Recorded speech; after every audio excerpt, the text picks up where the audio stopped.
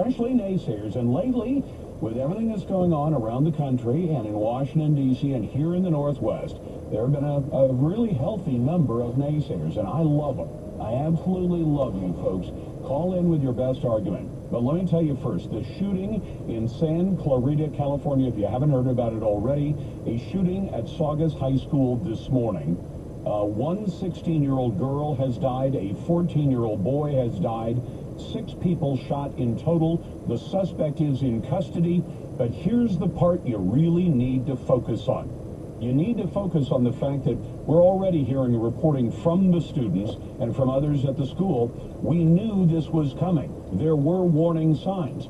Now, I understand that all the adults in the room, the sheriff, the town's mayor in Santa Clarita, the folks who run the schools, they're all going to say the right things at news conferences. And, you know, God bless them, but most of those news conferences, you could run the same news conference after every one of these tragic events. They really don't say anything other than we appreciate all the help, God bless you, prayers for the victims. Those are all worthy thoughts.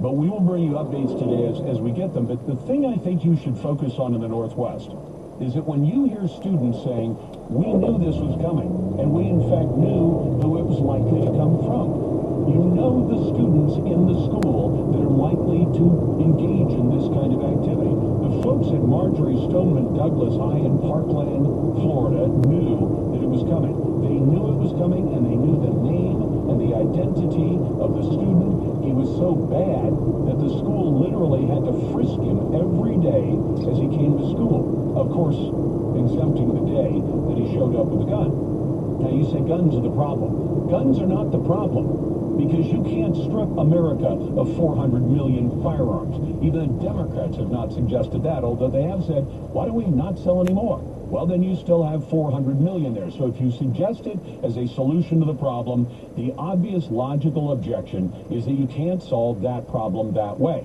But what you can do is say, identify the kids who are the problem. And by that, I mean the ones who've already committed crimes. Nicholas Cruz in Parkland, Florida, had already committed crimes at school, and it was never brought to law enforcement's attention. He committed crimes at home, and it was brought to law enforcement's attention. They visited his house 39 different times.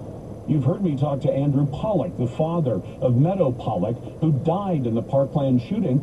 They knew what the problem was. And now, even in the early hours after what's happened at Saugus High School in Santa Clarita, they're saying, well, we knew this was coming. We knew this was a problem. We knew this particular student who's in custody is the problem, that he's going to do something like this.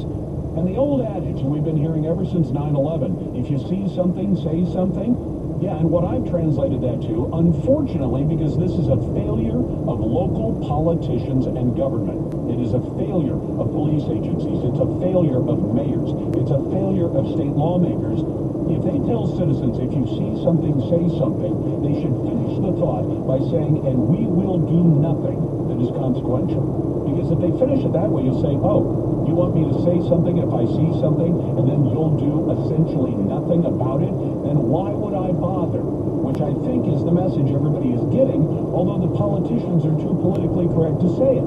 If you want to be honest with people, just tell them, we're not going to do anything when you tell us. We're not going to do anything even when the problem is right there in our face and there are